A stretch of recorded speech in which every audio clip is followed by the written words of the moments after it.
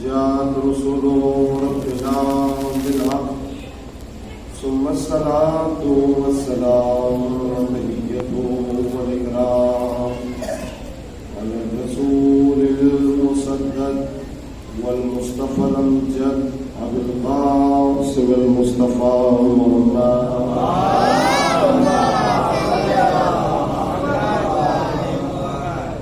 وعلى بيته الطيبين الطاهرين المعصومين المظلومين ولعنة الدائمة الباقية ولا آدائهم وقتلتهم ومنكر فضائلهم أجمعين. أما بعد، قال حسين بن علي عليه الصلاة والسلام: بسم الله الرحمن الرحيم، إن الحياة عقيدة وجهاد. سبحان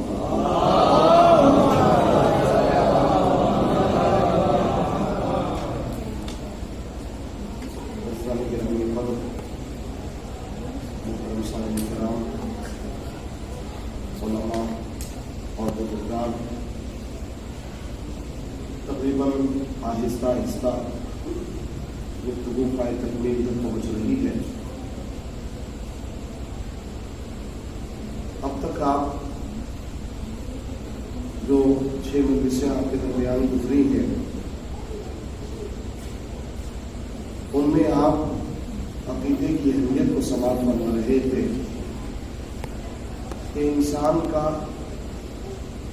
عقیدے کا پختہ ہونا ضروری ہے، عقیدے کا محکم ہونا لازم ہے. کل سے جو چیپٹر مجلس کا آپ تک پہنچایا جا رہا ہے، اس میں یہ ساری باتیں ہیں کہ چونکہ موضوع جو ہے اس کی مطابقت یوں ہو رہی ہے کہ زندگی کے لیے 2 چیزیں ضروری ہیں: ایک عقیدہ اور دوسرے جہاد. اور وہی زندگی خوبصورت سمجھی جاتی ہے یا پائے تکمیل تک پہنچی ہوئی سمجھی جاتی ہے کہ جس زندگی میں عقیدہ اور جہاد دونوں ہوتے ہیں.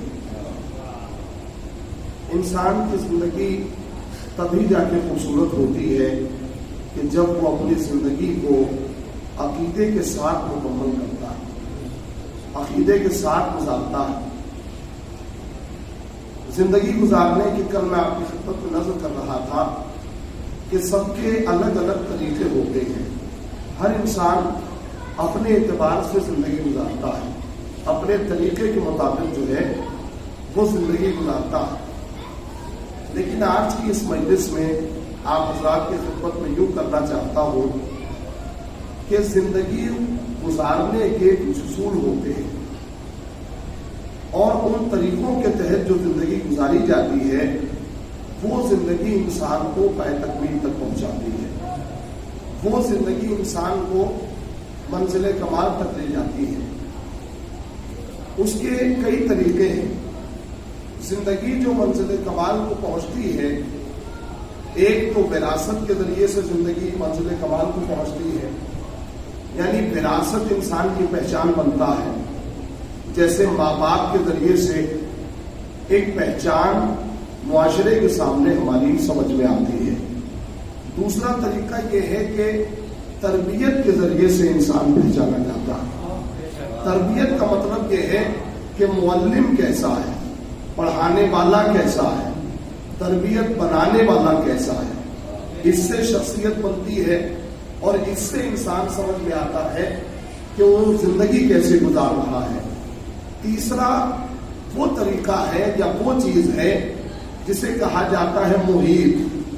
محیط کا مطلب یہ ہوتا ہے کہ وہ جگہ جہاں ایک انسان زندگی گزار رہا ہے وہ جگہ کیسی ہے، جہاں انسان کو ماحول کیسا ہے، جہاں انسان زندگی گزار رہا ہے.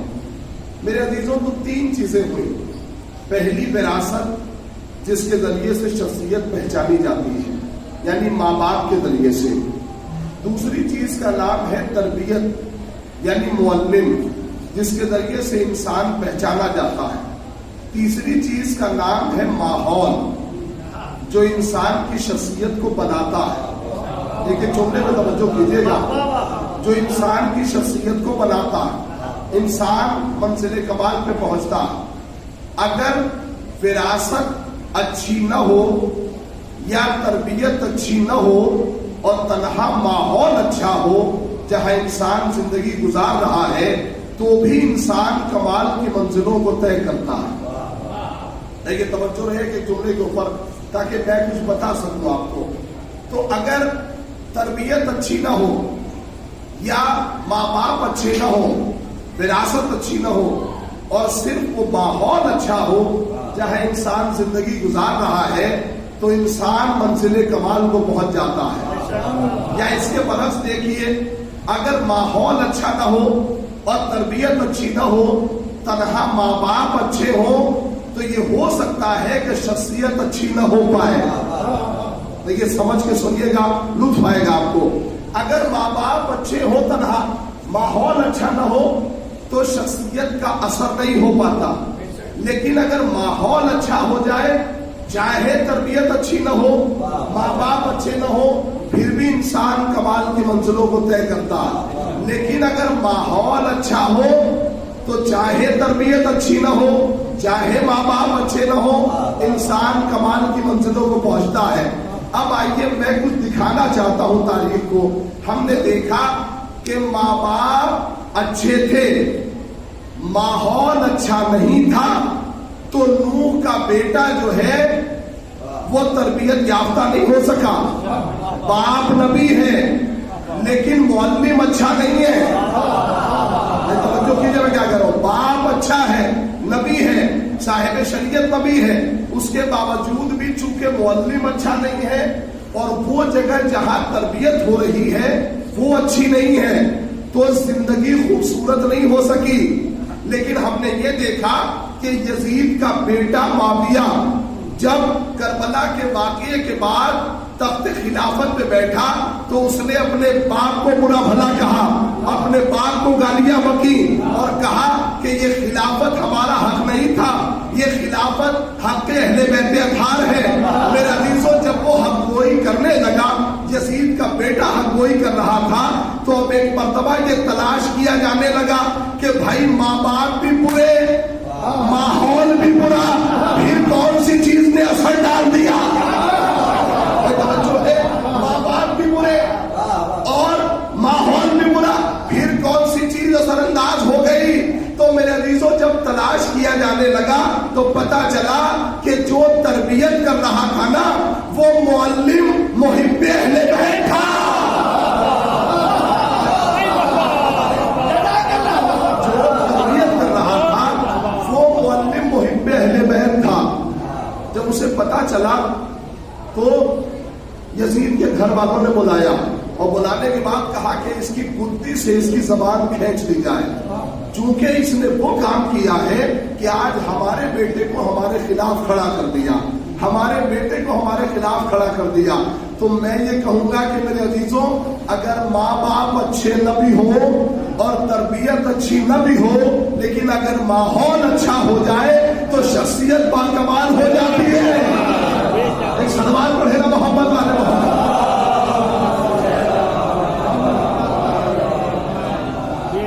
صرف ماحول اچھا مل جائے انسان کو، اگر زندگی جینے کے لیے ماحول اچھا مل جاتا ہے تو پھر اگر خاندان اچھا نہ بھی ہو تب بھی بات بن جاتی ہے.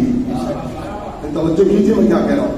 خاندان اچھا نہ بھی ہو میرے عزیزوں، لیکن ہم نے قرآن میں پیغمبر کے تیور کچھ یہ بھی دیکھے کہ پوری دنیا میں کون ایسا خاندان ہے جو ہمارے خاندان والوں کو مقابلہ کر لے، جو ہمارے خاندان والوں سے آ کے مل جائے.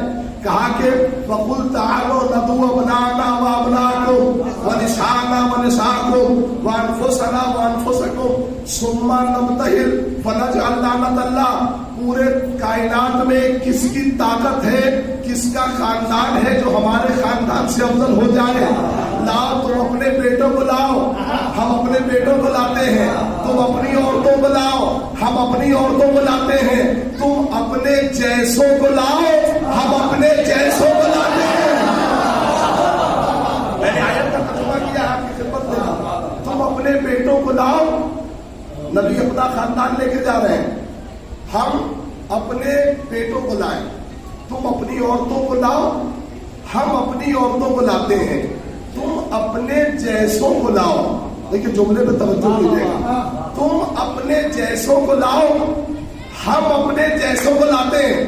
میرے عزیزوں، میرے بزرگوں، بار بار نبی کا چیلنج کرنا کہ تم اپنے جیسوں کو لاؤ، ہم اپنے جیسوں کو لائے، اور امت کا نہ پیش کر پانا اس بات کی دلیل ہے کہ اہل بیت جیسا کوئی ہے ہی نہیں۔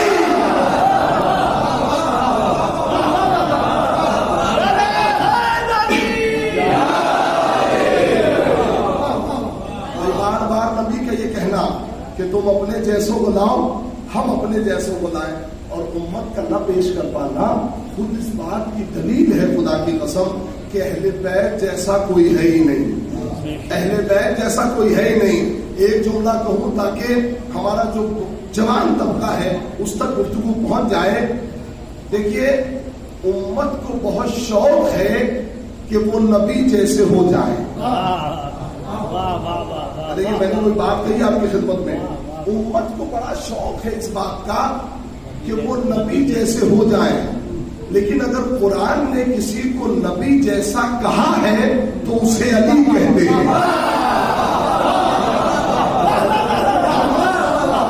قرآن نے اگر نبی جیسا کسی کو کہا ہے تو اسے علی کہتے ہیں۔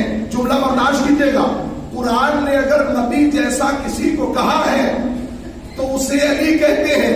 اہل سنت والجماعت کے بہت بڑے رائٹر تفسیر کبیر کے اندر لکھتے ہیں کہ علی کی ساری فضیلت ایک طرف، علی کے سارے کمالات ایک طرف، اور علی کی یہ فضیلت ایک طرف کہ مباہلے میں نبی نے اپنے جیسا کہا ہے۔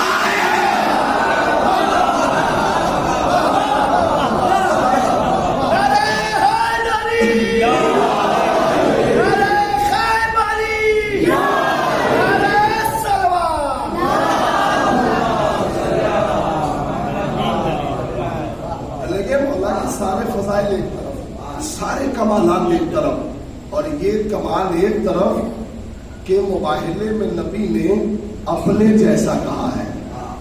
اور تنہا آپ کو پتا ہے، ثم نبتہل فنجعل لعنت اللہ، مباہلہ بھی اہل بیت ہی کریں گے اور لعنت بھی اہل بیت ہی بھیجیں گے۔ یہ قرآن کہہ رہا، میں نہیں کہہ رہا، مباہلہ بھی اہل بیت کریں گے اور لعنت بھی وہی بھیجیں گے۔ تو یہ بتائیے کہ جب لعنت خدا کی ہے اور بھیجیں گے اہل بیت، سوال کیا آپ نے، لعنت ہے اللہ کی، بھیجیں گے اہل بیت، تو رحمت خدا کی کس سے ملے گی؟ وہ بھی تو اہل بیت کی سے ملے گی نا۔ لعنت خدا کی، بھیج رہے اہل بیت۔ اچھا دیکھیے، اگر آپ واقعی جاگے ہوئے ہیں اور سننا چاہتے ہیں تو میں اس منزل کمال پہ لے کے پہنچ جاؤں گا کہ آپ سوچ بھی نہیں سکتے۔ لعنت خدا کی، بھیج رہے اہل بیت، تو رحمت بھی تو انہی سے ملے گی نا، اہل بیت کے اطہار سے ملے گی۔ فرض میں آ جائیے گا، دیکھیے مباہلے میں اللہ نے گنجائش بہت رکھی ہے۔ سارے صیغے جو ہے وہ مباہلے کے، یعنی جو آیت ہے اس میں سارے صیغے اللہ نے فولڈر نمبر رکھے ہیں۔ میں نوجوانوں کو سمجھانے کی کوشش کر رہا ہوں۔ فَقُلْ تَعَالَوْا نَدْعُو أَبْنَاءَنَا، پہلا صیغہ فولڈر نمبر، سینڈر نمبر نہیں ہے، یعنی اکیلے آدمی کے لیے نہیں ہے۔ أَبْنَاءَنَا، تم اپنے بیٹوں کو لاؤ، وَنِسَاءَنَا، اپنی عورتوں کو لاؤ، وَأَنفُسَنَا، اپنے نفسوں کو لاؤ۔ مباہلے میں گنجائش بہت ہے کہ امت چاہے تو جسے بھی لے کے چلی جائے، گنجائش بہت رکھی ہے اللہ نے۔ لیکن میرے عزیزوں، گیا کون؟ ابنانا کی جگہ امام حسن اور امام حسین، انفسنا کی جگہ مولائے کائنات، نسانا کی جگہ اکیلی زہرا۔ گنجائش بہت ہے مباہلے میں، جا تو سبھی سکتے تھے لیکن گئے کیوں نہ؟ جانا چاہیے تھا نا۔ کہا جاتے تو کیسے؟ مباہلے کا کام بڑا مشکل تھا، وہاں سچ نہیں بولنا تھا، झूठों पे लानत करनी थी।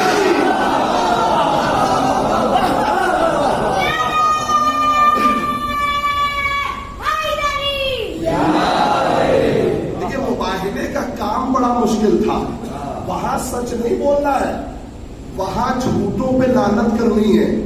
देखिए सच हर आदमी बोल सकता है, लेकिन झूठों पे लानत हर आदमी नहीं कर सकता। काश अगर आप समझ जाते हैं जुमले को, सच सब बोल सकते हैं, लेकिन झूठों पे लानत सब नहीं कर सकते।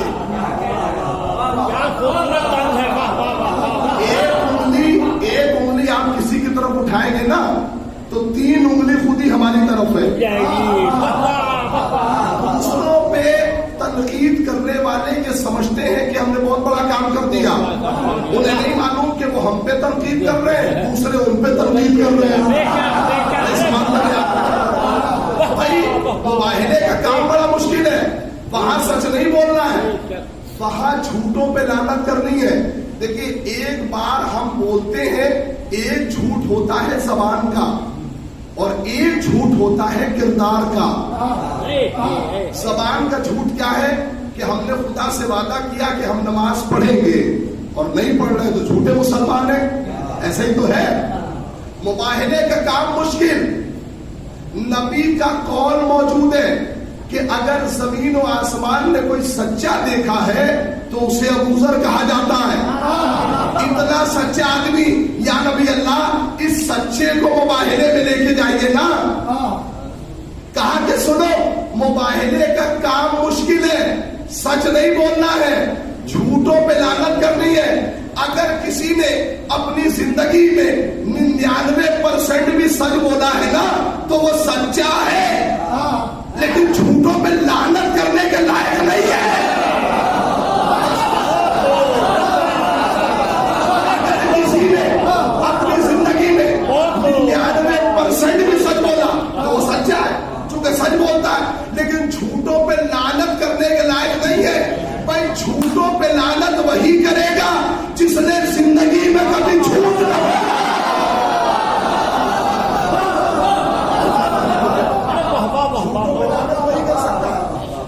किसने जिंदगी में कभी झूठ न बोला हो वो झूठों पे लानत कर सकता है।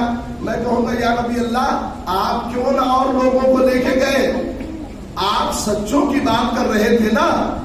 देखिए अदब आप पढ़े लिखे हैं माशाल्लाह, मैं जुमला कहूंगा अदबी लिहाज से समझिएगा।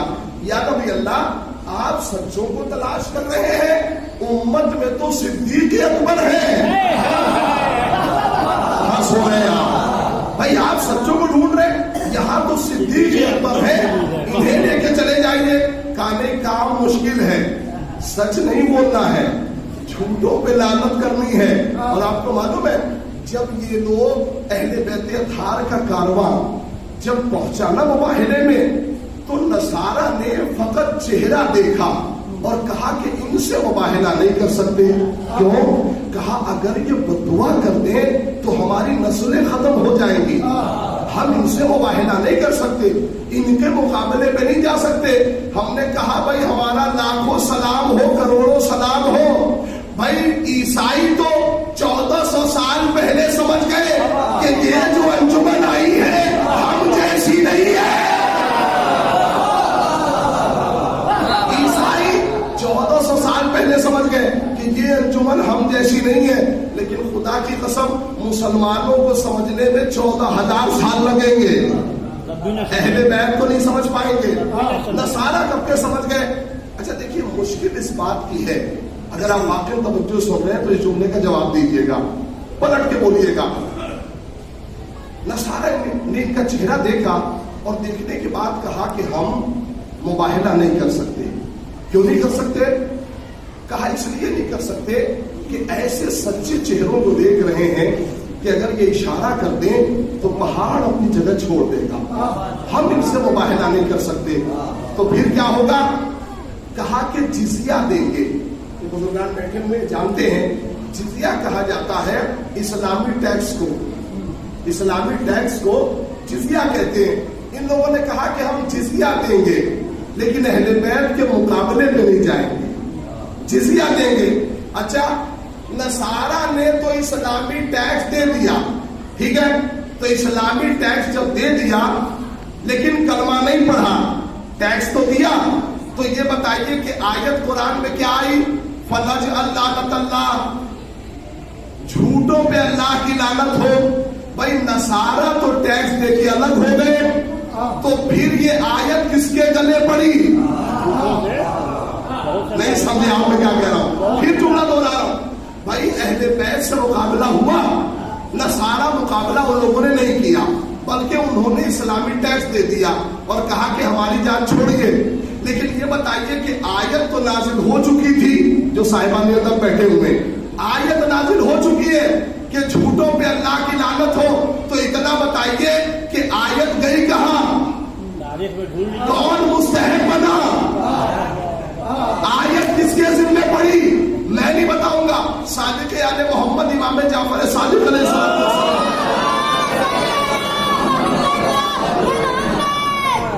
مولا کے پاس کچھ لوگ پہنچے اور کہتے ہیں کہ مولا نصارہ سے اہل بیت اطہار کا مقابلہ ہوا تھا، تو وہاں قرآن میں آیت آئی تھی فَنَجْعَلْ لَعْنَتَ اللَّهِ عَلَى الْكَاذِبِينَ، جھوٹوں پہ اللہ کی لعنت ہو۔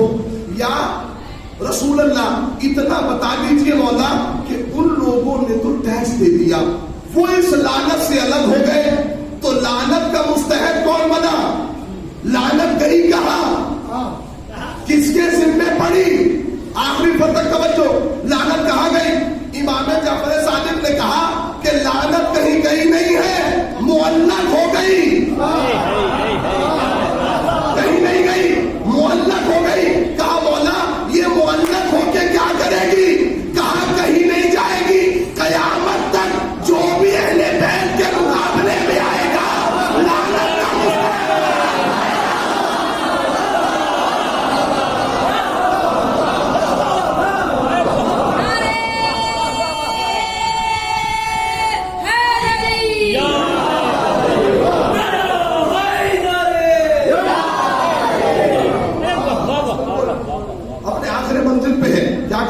کا قیامت تک جو بھی اہل بیت کے مقابلے میں آئے گا لعنت کا مستحق قرار پائے گا، لعنت کا مستحق قرار پائے گا۔ لعنت کہیں گئی نہیں ہے بلکہ معلق ہو گئی۔ یہاں تک آپ نے سماعت فرما لیا۔ اب عجیب منزل پہ آ گیا، جس نبی جو اپنے گھرانے کو لے کے گئے تھے نا، میں نے کہا شخصیت کی پہچان کتنی اعتبار سے ہوتی ہے؟ بولیے گا 3 اعتبار سے، ماں باپ، معلم، اور تیسری چیز کا نام ہے وہ ماحول جہاں انسان زندگی بسر کر رہا ہے۔ آپ نے پہچانا نبی اپنی فیملی کو لے کے گئے اور نبی بتانا چاہتے تھے حقانیت کیا ہے۔ خدا کی قسم اہل بیت کا نام جو ہے، اہل بیت کو سر اللہ کہا جاتا۔ سر اللہ کا مطلب یہ ہے کہ اللہ کے راز، اللہ کا راز، یہ ہے اہل بیت اطہار۔ بعض اوقات اگر انسان مشکلات میں پھنس جائے نا تو تنہا اہل بیت کا نام لے لے، آنکھوں کو بند کر کے اہل بیت کا تنہا نام ادا کر دے زبان سے، مشکل اس کی آسان ہو جائے گی۔ یہ میں نہیں کہہ رہا ہوں۔ نجف اشرف کے اندر ایک طالب علم تھا جو بہت مشکلات میں تھا، رمضان مبارک کا مہینہ تھا، اور کیا ہوا کہ اس نے اپنے دوستوں کا افطار کیا، اور افطار کرنے کے بعد اس نے جیسے دوست چلے گئے نماز پڑھنے کے لیے، جب نماز پڑھ کے یہ لوگ واپس آئے تو دیکھا کہ جس حجرے میں افطاری کا اہتمام ہے وہاں تو تالا لگا ہوا ہے۔ اب جیسے ہی واپس آئے آنے کے بعد تالا دیکھا، یہ گھبرانے لگا، جیب سے جیسے ہی ہاتھ ڈالا کہ چابی نکالو، دیکھا کہ چابی تو ہے ہی نہیں۔ اب کیا کرے بیچارہ، بالکل پسینے پسینے ہو گیا اور کہنے لگا میرے دوست تو میرا مذاق اڑائیں گے۔ یہ تالا دیکھ کے آیت اللہ مرتضیٰ کشمیری کا گزر ہوا۔ آیت اللہ نے اس کا چہرہ دیکھا، بڑا پریشان تھا، گھبرایا ہوا تھا۔ کہا کیا بات ہے؟ کہا دیکھیے نا میں نے اپنے دوستوں کا افطار کیا ہے، دوستوں کا افطار ہے، آپ یہ بتائیے میرے دوست مجھ پہ ہنس رہے ہیں، تالے کی چابی گم ہو گئی ہے، میں کیا کروں؟ توجہ ہر مومن کی۔ اب ایک مرتبہ آیت اللہ مرتضیٰ کشمیری نے تالے کو اٹھایا، اٹھانے کے بعد کچھ پڑھا، پڑھنا تھا کہ تالا کھلا، مرتضیٰ کشمیری کو گھیر لیا, کہا بھائی تم نے پڑھا کیا کہ تالا کھلا؟ انہوں نے کہا کہ تالے کو ہاتھ میں لے کے یا زہرا کہا تھا, تالے کو ہاتھ میں لے کے یا زہرا کہا تھا. کہا کہ استاد کیا زہرا کے نام میں اتنی طاقت ہے کہ اس سے تالا کھل جائے, مشکلات حل ہو جائے؟ آیت اللہ مرتضیٰ کشمیری نے بڑا خوبصورت جملہ کہا بھائی موسیٰ کی ماں کے نام پہ صندوق کھل سکتا ہے.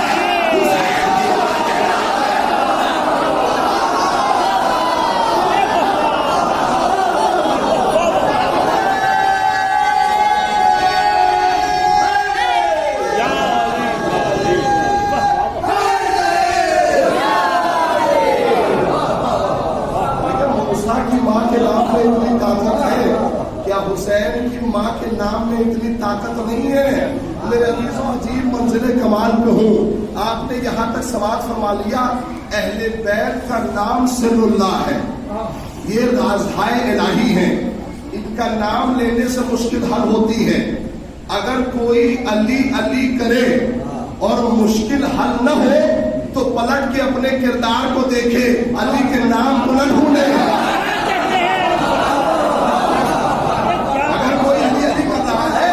پریشانی حل نہیں ہو رہی تو پلٹ کے اپنے کردار کو دیکھے, مولا پہ انہیں نہ اٹھائے, اس لیے کہ کہنے والا زبان سے بعد میں ادا کرتا ہے, یہ تو پہلے پہنچ جاتے ہیں, ان میں مشکل نہیں ہے. میں آپ کو نام کی اہمیت بتانا چاہتا ہوں کہ ان کے نام میں کتنی طاقت ہے. یہ سر اللہ ہے, یہ بزرگ مجمع بیٹھا ہوا ہے. ایک خوبصورت سا جملہ آپ کی خدمت میں, اہل بیت سر اللہ ہے, رازہائے الہی ہے. بالکل آخری جملہ, اہل بیت سر اللہ ہے. مولائے کائنات نے کیا دیکھا کہ جناب مقداد سامنے سے آ رہے تھے اور مقداد کا چہرہ اترا ہوا تھا. مولائے کائنات قریب گئے جناب مقداد کے اور جا کے پوچھا کیا بات ہے, مقداد کے چہرہ کیوں اترا ہوا ہے, یہ مشکلات میں کیوں گرفتار ہو؟ علی کے چاہنے والا کیا اس کے چہرے سے پسماندگی ظاہر ہوتی ہے؟ یہ چہرہ کیوں اترا ہے؟ کہا کہ مولا میرے گھر میں فاقے ہو رہے ہیں, مولا میں نے آپ سے محبت کیا کر لی کہ دنیا نے مجھے چھوڑ دیا.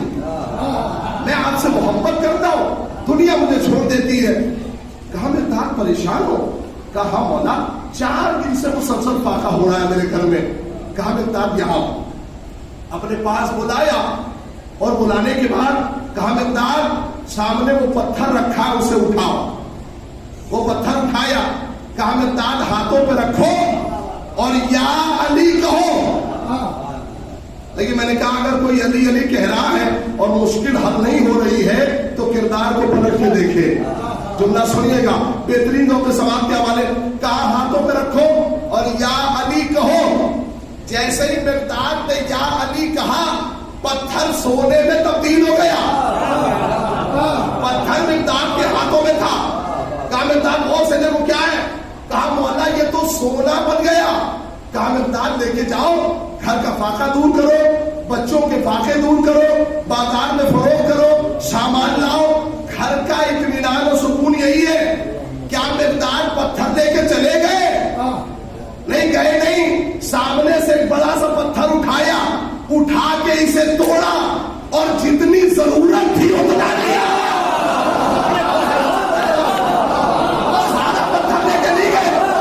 جتنی ضرورت تھی اتنا لیا. مولا نے کہا مقداد یہ سونا چھوڑ کے جا رہے ہو؟ کہا مولا جتنی ضرورت تھی اتنا لے لیا, اب ضرورت نہیں ہے. کہا مقداد لے کے جاؤ, آئندہ دنوں کے فاقے دور کر لینا. میرے عزیزوں جو مقداد نے جملہ کہا, علی کے چاہنے والوں کا یہی عقیدہ ہونا چاہیے. بات عقیدے سے شروع ہوئی تھی نا, علی کے چاہنے والوں کا یہی عقیدہ ہونا چاہیے. مقداد سونا لے کے چلے جاؤ, گھر کے فاقے دور کرنا. کہا مولا میں کل کی فکر نہیں کرتا, کل کی فکر وہ کرے جس کے پاس علی نہ ہو.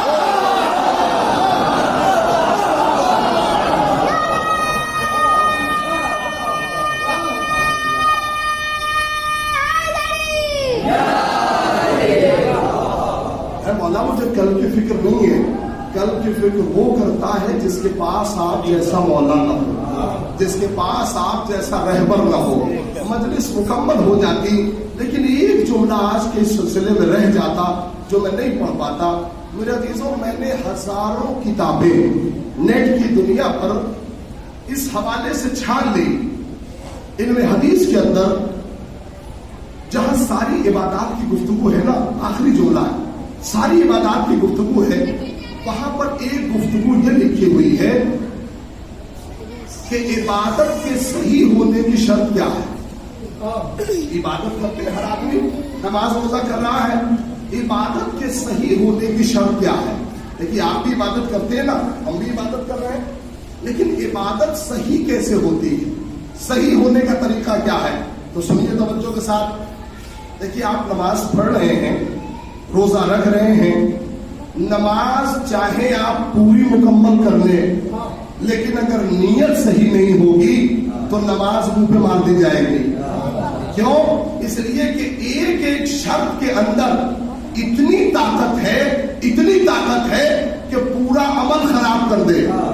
ایک ایک شرط کے اندر، توجہ کے ساتھ سنیں، ایک ایک شرط کے اندر اتنی طاقت ہے کہ پورا عمل خراب ہو جائے۔ تو چاہے وہ نماز کی شرط ہو یا روزے کی شرط ہو، حج کی شرط ہو، زکات کی شرط ہو، ہر شرط کے اندر اتنی طاقت ہے کہ اگر وہ مکمل نہ ہو تو عبادت مکمل نہیں ہوتی۔ تو ولایت علی تو پوری دین کی شرط ہے، علی کی ولایت تو پوری دین کی شرط ہے۔ پھر کیسے عبادت مکمل ہوگی؟ کیسے مکمل ہوگی؟ نبی سے کیا کہا گیا؟ اگر اسے نہ پہنچایا گویا رسالت کا کوئی کام انجام نہ دیا۔ یہ تو کہا گیا کہ اگر ولایت نہ پہنچائی گویا رسالت کا کوئی کام انجام نہ دیا۔ آپ انصاف سے بتائیں، کیا ہم جیسا آدمی کہنے گیا تھا ولایت کو قبول کرنے کے لیے؟ کہا نہیں، نبی سے کہہ دیا گیا اگر آپ نے علی کی ولایت نہ پہنچائی گویا رسالت کا کوئی کام انجام نہ دیا۔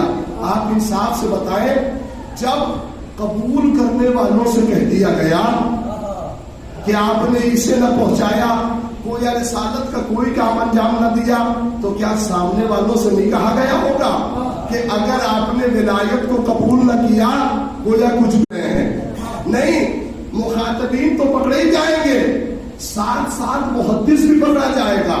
اگر آپ نے غدیر نہ بیان کیا، ولایت نہ بیان کی، گویا کچھ بھی بیان نہ کیا، نہیں، محدث تو پکڑا ہی جائے گا، ساتھ ساتھ کاتب بھی پکڑا جائے گا۔ اگر آپ نے غدیر نہ لکھا، نہیں سمجھا، میں آیت کا ترجمہ کر رہا ہوں، آپ نے اگر غدیر نہ لکھا گویا کچھ بھی نہ لکھا، نہیں، کاتب تو پکڑا ہی جائے گا، ساتھ ساتھ ذاکر بھی پکڑا جائے گا۔ اگر غدیر نہ پڑھا،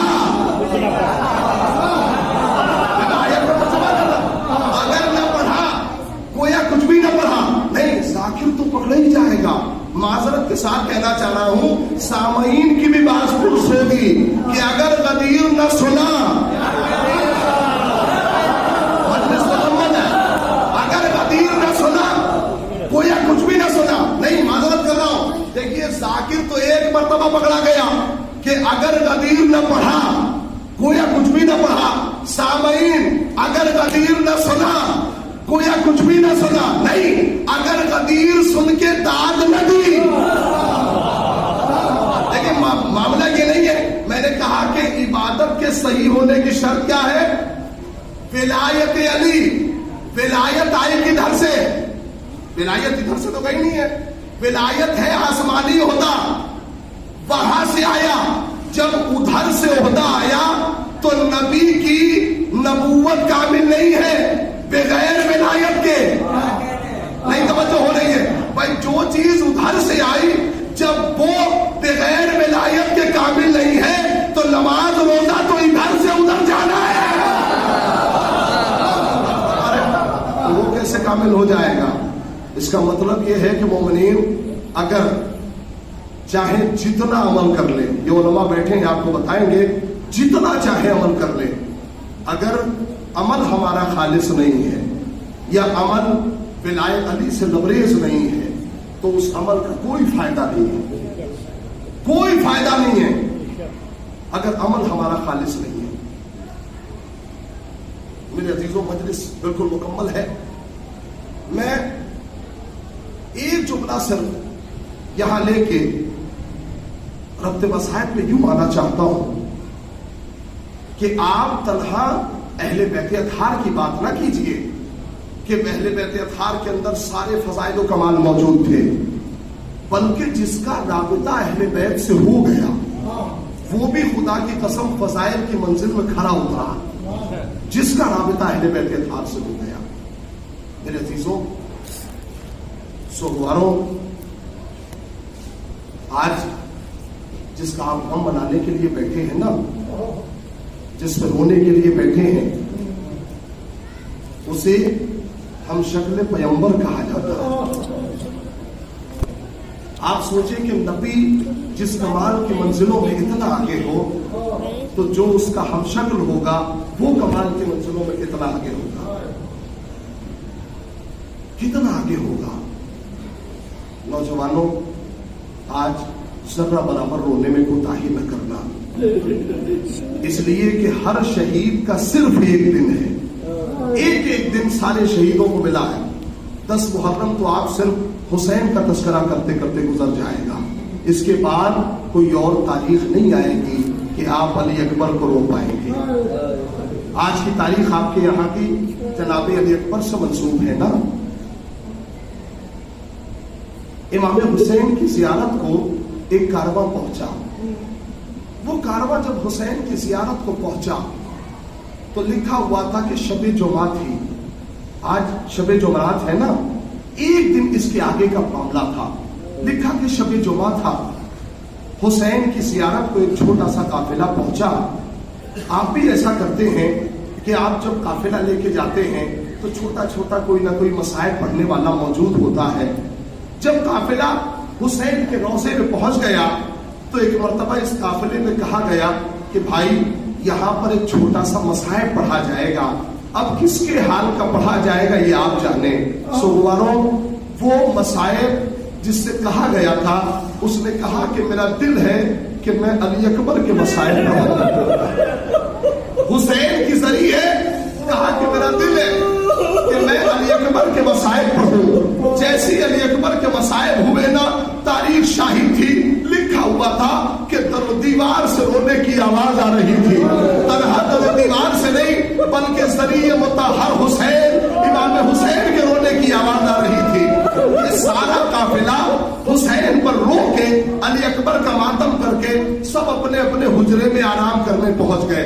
नौजवानों, जिगर को थाम के बैठना, मैं जुमला आपकी खिदमत में पढ़ रहा हूँ। सब बैठ गए अपने यहाँ जाके आराम करने लगे। एक मर्तबा शब में हरम का खादिम आया और सबको जगाया और कहा कि खुशानसीब हो, तुम्हारी जियारत को हुसैन आ रहे हैं। खुशानसीब हो, तुम्हारी जियारत को हुसैन आ रहे हैं। जैसे ये जुमला कहा ना कि खुशानसीब, तुम्हारी जियारत को हुसैन आ रहे हैं, मेरे अजीजों, हर आदमी ने ख्वाब देखा, सब उठ के खड़े हो गए। एक मर्तबा एक नूरानी शख्सियत को देखा, कहा मौला आप क्यों आए हैं? मौला क्या बात है? मौला हम आपकी जियारत को आए थे, आपने क्यों जहमत की? हुसैन का जुमला सुनिएगा, कहा मैं 3 वजहों से तुम्हारे पास आया हूँ। पहली वजह यह है कि जब भी अपनी बस्ती में पलट के जाना तो मेरे चाहने वालों को मेरा सलाम कहना। हुसैन गरीब का सलाम आप तमाम अज़ादारों को। कहा दूसरी बात यह है कि तुम्हारे अज़ाखाने में एक शख्स रहता है, जब तुम बैठ जाते हो तो तुम्हारे जूतों को सीधा किया करता है।